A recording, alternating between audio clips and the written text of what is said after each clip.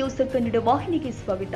ಶಿಥಿಲಗೊಂಡ ನೀರಿನ ಟ್ಯಾಂಕ್ ತೆರವುಗೊಳಿಸಿ ಹೊಸ ಟ್ಯಾಂಕ್ ನಿರ್ಮಾಣ ಮಾಡಿ ಕೆಟ್ಟು ನಿಂತ ಶುದ್ಧ ಕುಡಿಯುವ ನೀರಿನ ಘಟಕ ಶೀಘ್ರದಲ್ಲಿ ದುರಸ್ತಿ ಮಾಡಿ ಉಮೇಶ್ಗೆ ಮುದ್ನಾಳ್ ಆರೋಪ. ಸಾಂಕ್ರಾಮಿಕ ರೋಗದ ಭೀತಿಯಲ್ಲಿ ನೀಲಹಳ್ಳಿ ಗ್ರಾಮಸ್ಥರು ಸ್ವಚ್ಛತೆಗೆ ಉಮೇಶ್ಗೆ ಮುದ್ನಾಳ್ ಆಗ್ರಹ. ಜೀವ ಬಲಿಗಾಗಿ ಕೈಬೀಸಿ ಕರೀತಾ ಇದೆ ಶಿಥಿಲಗೊಂಡ ನೀರಿನ ಟ್ಯಾಂಕ್ ಉಮೇಶ್ಗೆ ಮುದ್ನಾಳ್ ಆರೋಪ. ಯಾದಗಿರಿ ತಾಲೂಕಿನ ಸೈದಾಪುರ ಸಮೀಪದ ನೀಲಹಳ್ಳಿ ಗ್ರಾಮದ ಸರ್ಕಾರಿ ಹಿರಿಯ ಪ್ರಾಥಮಿಕ ಶಾಲೆ ಪಕ್ಕದಲ್ಲಿ ಹಾಗೂ ಗ್ರಾಮದ ಪ್ರಮುಖ ಸರ್ಕಲ್ನಲ್ಲಿ ಅಂಟಿಕೊಂಡಿರುವ ನೀರಿನ ಟ್ಯಾಂಕ್ ಸಂಪೂರ್ಣವಾಗಿ ಶಿಥಿಲಗೊಂಡಿದ್ದು ಕುಸಿಯುವ ಹಂತಕ್ಕೆ ತಲುಪಿದೆ. ಕೂಡಲೇ ನೆಲಸಮಗೊಳಿಸಬೇಕು. ಹೊಸ ಟ್ಯಾಂಕ್ ನಿರ್ಮಾಣ ಮಾಡಿ ಮತ್ತು 4 ವರ್ಷದಿಂದ ಶುದ್ಧ ಕುಡಿಯುವ ನೀರಿನ ಘಟಕ ಕೆಟ್ಟು ನಿಂತಿದ್ದು ಅದನ್ನ ದುರಸ್ತಿ ಮಾಡಿ ಸಾರ್ವಜನಿಕರಿಗೆ ಅನುಕೂಲ ಮಾಡಿಕೊಡಬೇಕು ಅಂತ ಅಖಿಲ ಭಾರತೀಯ ಕೋಲಿ ಸಮಾಜದ ರಾಜ್ಯ ಸಂಘಟನಾ ಕಾರ್ಯದರ್ಶಿ ಉಮೇಶ್ಗೆ ಮುದ್ನಾಳ್ ಅವರು ಪ್ರತಿಭಟನೆ ಮೂಲಕ ಆಗ್ರಹ ಮಾಡಿದ್ದಾರೆ. ಗ್ರಾಮಕ್ಕೆ ಭೇಟಿ ನೀಡಿ ಕೆಟ್ಟು ನಿಂತಿರುವ ಆರೋ ಪ್ಲಾಂಟ್ ಮತ್ತು ಶಿಥಿಲಗೊಂಡು ಪಾಚುಗಟ್ಟಿ ಬೀಳುವ ಹಂತದಲ್ಲಿ ಇರುವ ಟ್ಯಾಂಕ್ ಅನ್ನು ನೆಲಸಮಗೊಳಿಸಿ ಹೊಸ ನೀರಿನ ಟ್ಯಾಂಕ್ ನಿರ್ಮಿಸಿ ಸಾರ್ವಜನಿಕರಿಗೆ ತೊಂದರೆಯಾಗದಂತೆ ನೋಡಿಕೊಳ್ಳಬೇಕು. ದಿಢೀರನೆ ಸ್ಥಳದಲ್ಲೇ ಪ್ರತಿಭಟನೆ ನಡೆಸುವ ಮೂಲಕ ಮುಂದಿನ ದಿನದಲ್ಲಿ ಯಾದಗಿರಿ ಸೈದಾಪುರ ಮುಖ್ಯ ರಸ್ತೆ ಬಂದ್ ಮಾಡಿ ಜಿಲ್ಲಾಡಳಿತದ ವಿರುದ್ಧ ಬೃಹತ್ ಪ್ರತಿಭಟನೆ ಮಾಡುವುದಾಗಿ ಎಚ್ಚರಿಕೆ ಕೊಟ್ಟಿದ್ದಾರೆ. ಜಿಲ್ಲಾ ಕೇಂದ್ರದಿಂದ 32 ಕಿಲೋಮೀಟರ್ ಅಂತರವಿರುವ ಈ ಗ್ರಾಮದಲ್ಲಿ ಸುಮಾರು 500 ಮನೆ, 2300ಕ್ಕೂ ಹೆಚ್ಚು ಮತದಾರರು ಇದ್ದು 5000ಕ್ಕೂ ಹೆಚ್ಚಿನ ಜನಸಂಖ್ಯೆ ವಾಸಿಸುವ ಈ ಗ್ರಾಮ ಸುಮಾರು ವರ್ಷಗಳ ಹಿಂದೆ ನಿರ್ಮಿಸಲಾಗಿರುವ ಕುಡಿಯುವ ನೀರಿನ ಟ್ಯಾಂಕ್ ಯಾವ ಸಂದರ್ಭದಲ್ಲಾದರೂ ಉರುಳುವ ಸ್ಥಿತಿಯಲ್ಲಿದೆ. ಟ್ಯಾಂಕಿಗೆ ಸಮರ್ಪಕ ನಿರ್ವಹಣೆ ಇಲ್ಲದೆ ಸಿಮೆಂಟ್ ಕಿತ್ತು ಬೀಳ್ತಾ ಇದ್ದು ಕಬ್ಬಿಣದ ರಾಡುಗಳು ಕೂಡ ಹೊರಬಂದಿರೋದ್ರಿಂದ ಯಾವುದೇ ಕ್ಷಣದಲ್ಲಿ ಟ್ಯಾಂಕ್ ಶಾಲೆಯ ಮಕ್ಕಳು ಸಾರ್ವಜನಿಕರ ಜೀವ ಕೈಯಲ್ಲಿ ಹಿಡಿದು ಓಡಾಡುವ ಪರಿಸ್ಥಿತಿ ನಿರ್ಮಾಣವಾಗಿದೆ. ಅದಲ್ಲದೆ ಜೆಸ್ಕಾಂ ವೈರ್ಗಳು ಹಾದು ಹೋಗಿರೋದ್ರಿಂದ ಕುಸಿದು ಬಿದ್ದು ಅಪಾಯ ಸಂಭವಿಸುವ ಸಾಧ್ಯತೆ ಇದೆ ಅಂತ ಆರೋಪಿಸಿದ್ದಾರೆ. ಜಿಲ್ಲಾಡಳಿತ ಶಿಥಿಲಗೊಂಡಿರುವ ನೀರಿನ ಟ್ಯಾಂಕ್ ಅನ್ನು ಶೀಘ್ರದಲ್ಲೇ ನೆಲಸಮಗೊಳಿಸಿ ನೂತನ ಟ್ಯಾಂಕ್ ನಿರ್ಮಾಣ ಮಾಡುವಂತೆ ಅಧಿಕಾರಿಗಳಿಗೆ ಗ್ರಾಮಸ್ಥರು ಮನವಿ ಮಾಡಿದ್ರು. ಇಲ್ಲಿಯ ತನಕ ಯಾವುದೇ ರೀತಿಯ ಕ್ರಮಕ್ಕೆ ಮುಂದಾಗದೆ ನಿರ್ಲಕ್ಷ್ಯ ವಹಿಸಿದ್ದಾರೆ. ಇನ್ನು ಮುಂದಾದರೂ ಇದಕ್ಕೆ ಸಂಬಂಧಪಟ್ಟ ಅಧಿಕಾರಿಗಳು ಎಚ್ಚೆತ್ತುಕೊಂಡು ಬಿರುಕು ಬಿಟ್ಟ ಟ್ಯಾಂಕ್ ಮತ್ತು ಆಟೋ ಪ್ಲಾಂಟ್ ಅನ್ನ ದುರಸ್ತಿ ಮಾಡಿ ಮತ್ತು ಗ್ರಾಮದ ಒಳಗೆ ಚರಂಡಿಯನ್ನ ಸ್ವಚ್ಛತೆ ಮಾಡಿ ಬ್ಲೀಚಿಂಗ್ ಪೌಡರ್ ಸಿಂಪಡಣೆ ಮಾಡಿ ಸೊಳ್ಳೆಗಳಿಂದ ಸಾರ್ವಜನಿಕರಿಗೆ ರೋಗ ರುಜಿನ ಬರದಂತೆ ನೋಡಿಕೊಳ್ಳಬೇಕು ಅಂತ ಪ್ರತಿಭಟನೆ ಮೂಲಕ ಎಚ್ಚರಿಸಿದ್ದಾರೆ. ನೋಡಕತ್ನಿ ನೀರೆಲ್ಲ ಫುಲ್ ಗಲೀಜಾವ. ಒಂದ್ ನೀರಿನ ವ್ಯವಸ್ಥೆ ಇಲ್ಲ. ನಮ್ಮ ಊರಿಗೆ ನಳಗಳು ಇಲ್ಲ. ನಳಗಳಿರೋ ರೈತರದು ಪಾಡು ಏನಂದ್ರೆ ನಾಯಿ ಪಾಡಾಗ್ಯದ. ನೀರಿರ್ಲಾರ ನೀರಿಗಾಗಿ ಪರದಾಟ ಜಾಸ್ತಿ ಅದ. ಅದಕ್ಕಾಗಿ ನಿಮ್ಮ ಹತ್ರ ಏನು ನೀರಿಗೋಸ್ಕರ ನೀರಿಂದನೇ ಬದುಕಕ್ ಸಾಧ್ಯ. ನೀರಿಲ್ಲ ಅಂದ್ರೆ ಏನು ಮಾಡಕ್ ಆಗಲ್ಲ. ನೀಲಹಳ್ಳಿ, ನನ್ನ ಹೆಸರು ರಾಧಿಕಾ. ನೀರಿಂದು ಬಾಳ ತೊಂದ್ರೆ ಅದ್ರಿ. ನೀರಿಂದು ಬಾಳ ಪರಿಸ್ಥಿತಿ ಅದ. ಹೇಳ್ರಿ ಏನಾಗದ? ನೀರಿಂದು ಬಾಳ ತೊಂದ್ರೆ ಅದ. ಅದ್ರಾಗ ಎಲ್ಲಾ ಗಲೀಜ್ ಆಗ್ಯದ್ರಿ. ನೀರು ಎಲ್ಲ ಅದ್ರಾಗ ಹುಳ ಅವು ಫಿಲ್ಟರ್ ನೀರ್ ಬರಲ್ಲ. ಇಲ್ಲಿ ಫಿಲ್ಟರ್ ನೀರ್ ಬರಲ್ಲ ರೀ. ಟ್ಯಾಂಕ್ ಏನಾಗದ? ಟ್ಯಾಂಕ್ ಎಲ್ಲ ಗಲೀಜ್ ಆಗಿ ರಾಡ್ ಅವು ತೇಲಿ ಆಗ್ಯಾವ್ರಿ. ಟ್ಯಾಂಕ್ ರಾಡ್ ತೇಲಿ ಅವ. ಎಷ್ಟು ವರ್ಷ ಐತ್ರಿ ಕಟ್ಟಿ? ನಾವ್ ಸಣ್ಣವ್ರ ಇದ್ದೀವ್ರಿ ಅವಾಗ ಕಟ್ಸ್ಯಾರ್ರಿ ಅವ್ರು. ಇಲ್ಲಿ ತನ ಹಂಗೆ ಅದ.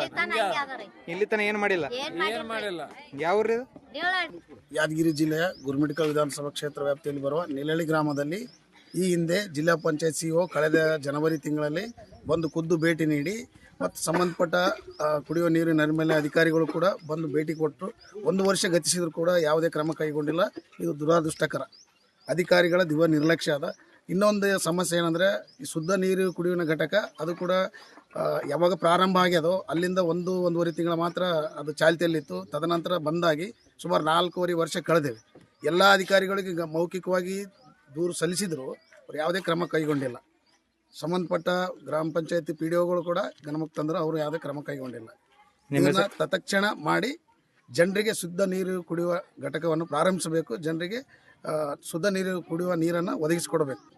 ತಾಲೂಕಿನ ಗುರುಮಿಟ್ಕಲ್ ಮತಕ್ಷೇತ್ರ ವ್ಯಾಪ್ತಿಗೆ ಬರ್ತಕ್ಕಂಥ ನೀಲಹಳ್ಳಿ ಗ್ರಾಮದಲ್ಲಿ ಸುಮಾರು 40 ವರ್ಷಗಳ ಹಿಂದೆ ನಿರ್ಮಾಣ ಮಾಡಿರ್ತಕ್ಕಂಥ ಈ ಟ್ಯಾಂಕ್ ಹೊರಗಡೆ ಇಷ್ಟು ಪಾಚಗಟ್ಟೆ ರಾಡೆಲ್ಲ ತೇಲೋಗವ.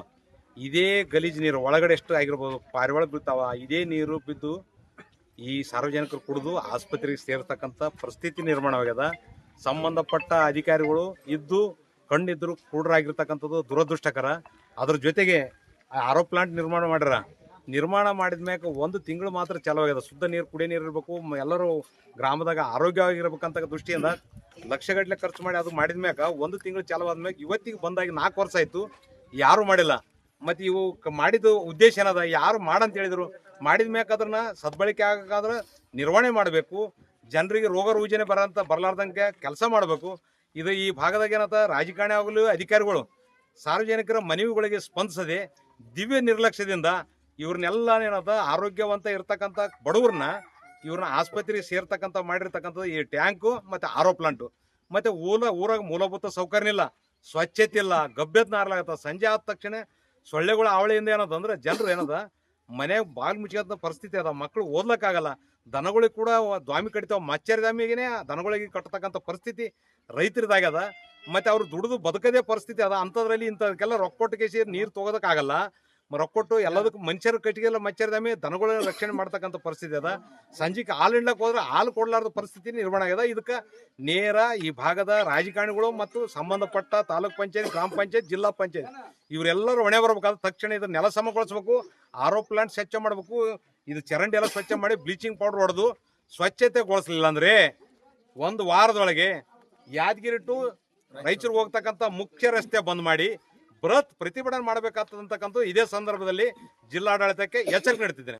ಈ ಸಂದರ್ಭದಲ್ಲಿ ಶಂಕರ, ನರಸಪ್ಪ, ಸಿದ್ದರಾಮ, ಪವನ, ಹನುಮಂತ, ಮಲ್ಲಪ್ಪ, ಬಾಲಪ್ಪ, ಶೇಖಪ್ಪ, ಮಲ್ಲೇಶ್, ರಾಜಪ್ಪ, ನಾಗೇಶ, ಸೈದಪ್ಪ, ರಮೇಶ್, ರಾಜಪ್ಪ ಸೇರಿ ಮತ್ತಿತರರು ಭಾಗವಹಿಸಿದ್ರು.